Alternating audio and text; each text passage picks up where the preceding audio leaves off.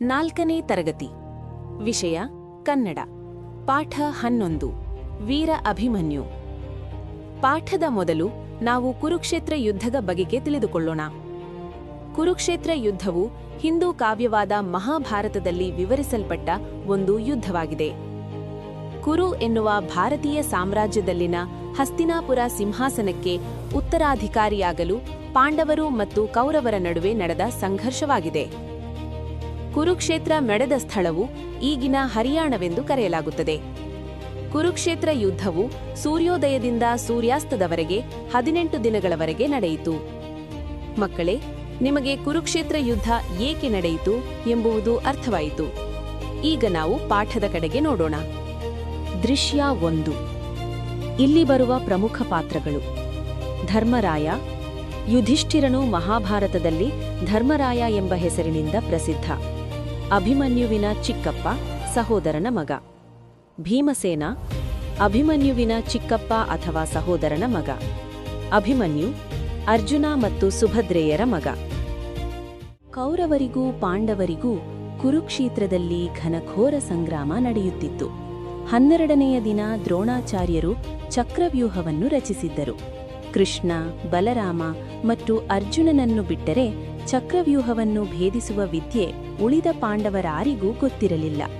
ಇದರಿಂದ ಭೀಮಸೇನ ಮತ್ತು ಧರ್ಮರಾಯ ಚಿಂತಾಕ್ರಾಂತರಾಗಿದ್ದರು. ಧರ್ಮರಾಯ ಮತ್ತು ಭೀಮಸೇನ ಚರ್ಚಿಸುತ್ತಾ ಕುಳಿತಿದ್ದಾರೆ.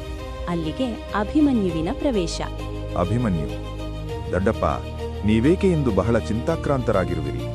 ಧರ್ಮರಾಯ: ಬಾ ಮಗು ಅಭಿಮನ್ಯು, ಇಂದು ದ್ರೋಣಾಚಾರ್ಯರು ಯುದ್ಧಭೂಮಿಯಲ್ಲಿ ಚಕ್ರವ್ಯೂಹವನ್ನು ರಚಿಸಿದ್ದಾರೆ. ಇದನ್ನು ಭೇದಿಸುವ ವಿದ್ಯೆ ನಿನ್ನ ತಂದೆಯಾದ ಅರ್ಜುನ, ಶ್ರೀಕೃಷ್ಣ ಹಾಗೂ ಬಲರಾಮರಿಗೆ ಮಾತ್ರ ಗೊತ್ತು. ಆದರೆ ಈಗ ಅವರು ಅನಿವಾರ್ಯವಾಗಿ ಸಂಶಪ್ತಕರೆಂಬ ರಾಕ್ಷಸರನ್ನು ಎದುರಿಸಲು ಹೋಗಿದ್ದಾರೆ. ಈಗೇನು ಮಾಡಬೇಕು ಎಂಬುದೇ ದೊಡ್ಡ ಚಿಂತೆಯಾಗಿದೆ. ಅಭಿಮನ್ಯು: ದೊಡ್ಡಪ್ಪ, ಇಷ್ಟು ಚಿಕ್ಕ ವಿಷಯಕ್ಕೆ ಅಷ್ಟೊಂದು ಚಿಂತೆಯೇ? ಧರ್ಮರಾಯ: ಏನು, ಇದು ಚಿಕ್ಕ ವಿಷಯವೇ ಕಂದ? ಪಾಂಡವರಿಗೂ ಕೌರವರಿಗೂ ಬಿಲ್ವಿದ್ಯೆ ಕಲಿಸಿದ ದ್ರೋಣಾಚಾರ್ಯರು ರಚಿಸಿದ ಚಕ್ರವ್ಯೂಹವನ್ನು ಭೇದಿಸುವುದು ಅಷ್ಟು ಸುಲಭದ ಕೆಲಸವೇ? ಅಭಿಮನ್ಯು: ಚಿಂತೆಯನ್ನು ಬಿಡಿ ದೊಡ್ಡಪ್ಪ, ಚಕ್ರವ್ಯೂಹವನ್ನು ನಾನು ಭೇದಿಸುತ್ತೇನೆ. ನನ್ನನ್ನು ಆಶೀರ್ವದಿಸಿ ಕಳಿಸಿಕೊಡಿ. ಧರ್ಮರಾಯ ಅಭಿಮನ್ಯುವಿನ ಮಾತುಗಳನ್ನು ಕೇಳಿ ಮನದಲ್ಲೇ ಹೆಮ್ಮೆ ಪಡುತ್ತಾ: ಭೇಷ್ ಕುಮಾರ, ನಿನ್ನ ಪರಾಕ್ರಮದ ಮಾತುಗಳನ್ನು ಕೇಳುತ್ತಿದ್ದರೆ ನನಗೆ ಅತೀವ ಸಂತೋಷವಾಗುತ್ತಿದೆ. ನಿನ್ನನ್ನು ಪಡೆದ ನಾವೇ ಧನ್ಯರು. ಆದರೆ ಅಭಿಮನ್ಯು: ಆದರೆ? ಹಾಗೆಂದರೇನು ದೊಡ್ಡಪ್ಪ? ನನ್ನ ಸಾಮರ್ಥ್ಯದ ಮೇಲೆ ನಿಮಗೆ ಶಂಕೆಯೇ? ನನ್ನ ಮೈಯಲ್ಲಿ ಹರಿಯುತ್ತಿರುವುದು ಕ್ಷತ್ರಿಯ ವಂಶದ ರಕ್ತ. ನಾನು ಜಗದ್ವಿಖ್ಯಾತ ಅರ್ಜುನನ ಮಗ. ಧರ್ಮರಾಯ: ಹೌದು ಮಗು, ನೀ ಹೇಳುತ್ತಿರುವ ಮಾತುಗಳಲ್ಲಿ ಸಂದೇಹವೇ ಇಲ್ಲ. ಆದರೆ ಈ ಘನಘೋರ ಯುದ್ಧವು ನಿನ್ನಂತಹ ಬಾಲಕನಿಗೆ ಸಲ್ಲದು ಕುಮಾರ. ಅಭಿಮನ್ಯು: ಚಕ್ರವ್ಯೂಹವನ್ನು ಭೇದಿಸುವ ವಿದ್ಯೆಯನ್ನು ನಾನು ತಾಯಿಯ ಗರ್ಭದಲ್ಲಿರುವಾಗಲೇ ಶ್ರೀಕೃಷ್ಣ ಪರಮಾತ್ಮನಿಂದ ಕೇಳಿ ತಿಳಿದುಕೊಂಡಿದ್ದೇನೆ. ನನ್ನನ್ನು ಹರಸಿ ಕಳಿಸಿ ದೊಡ್ಡಪ್ಪ. ಭೀಮಸೇನ: ಭಲೇ ಕುಮಾರ, ನಿನ್ನ ಪರಾಕ್ರಮದ ಮಾತುಗಳನ್ನು ಕೇಳುತ್ತಿದ್ದರೆ ನೀನು ಚಕ್ರವ್ಯೂಹ ಭೇದಿಸುವುದರಲ್ಲಿ ಯಾವುದೇ ಅನುಮಾನವಿಲ್ಲ. ಧರ್ಮರಾಯ: ಇದೇನು ಭೀಮಸೇನ ನೀ ಹೇಳುತ್ತಿರುವುದು? ಅಭಿಮನ್ಯು ಇನ್ನೂ ಮಗು, ಅವನನ್ನು ಯುದ್ಧಕ್ಕೆ ಕಳಿಸುವುದು ನನಗೆ ಸರಿ ಕಾಣಿಸದು. ಭೀಮಸೇನ: ಅಣ್ಣ, ನೀನು ಚಿಂತಿಸಬೇಡ. ಚಕ್ರವ್ಯೂಹವನ್ನು ಭೇದಿಸುವ ಸಾಮರ್ಥ್ಯ ವೀರ ಅಭಿಮನ್ಯುವಿನಲ್ಲಿದೆ. ಧರ್ಮರಾಯ: ಆಯ್ತು ಭೀಮಸೇನ, ನಿನ್ನ ಮಾತಿನಂತೆ ಅಭಿಮನ್ಯುವನ್ನು ಯುದ್ಧಕ್ಕೆ ಕಳುಹಿಸಲು ನನ್ನ ಸಹಮತವಿದೆ. ನಾವೆಲ್ಲರೂ ಯುದ್ಧರಂಗದಲ್ಲಿ ವೀರ ಬಾಲಕನಿಗೆ ರಕ್ಷಾ ಕವಚದಂತಿರೋಣ. ಅಭಿಮನ್ಯು: ಬಹಳ ಸಂತೋಷ ದೊಡ್ಡಪ್ಪ, ನನ್ನನ್ನು ಆಶೀರ್ವದಿಸಿ ಎಂದು ಹೇಳಿ ಧರ್ಮರಾಯ ಭೀಮಸೇನರ ಪಾದಗಳಿಗೆ ನಮಸ್ಕರಿಸಿ ಹೊರಡುವನು. ದೃಶ್ಯ 2.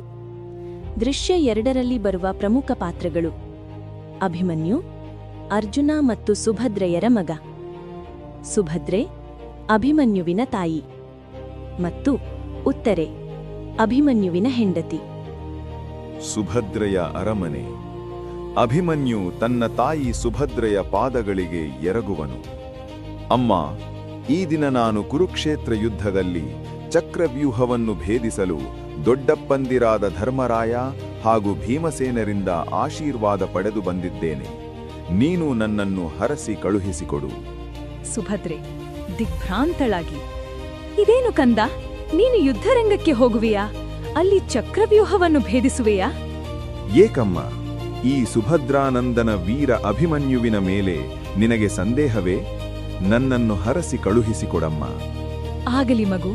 ಶ್ರೀಕೃಷ್ಣ ಪರಮಾತ್ಮನ ಕೃಪೆ, ತಂದೆಯ ಶೌರ್ಯ ನಿನ್ನಲ್ಲಿರುವಾಗ ಸಂದೇಹದ ಮಾತೇ ಇಲ್ಲ. ಜಯಶಾಲಿಯಾಗಿ ಬಾ ಮಗನೇ. ಹೋಗಿ ಬಾ, ನಿನಗೆ ಮಂಗಳವಾಗಲಿ. ಉತ್ತರೆಯ ಪ್ರವೇಶ.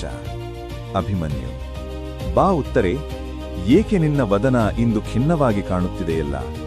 ಉತ್ತರೆ: ತ್ರಾಣಕಾಂತ, ನೀವು ಯುದ್ಧರಂಗಕ್ಕೆ ಹೋಗುವ ವಿಷಯ ತಿಳಿಯಿತು. ಅದಕ್ಕಾಗಿಯೇ ಈ ರೀತಿಯ ಖಿನ್ನತೆ.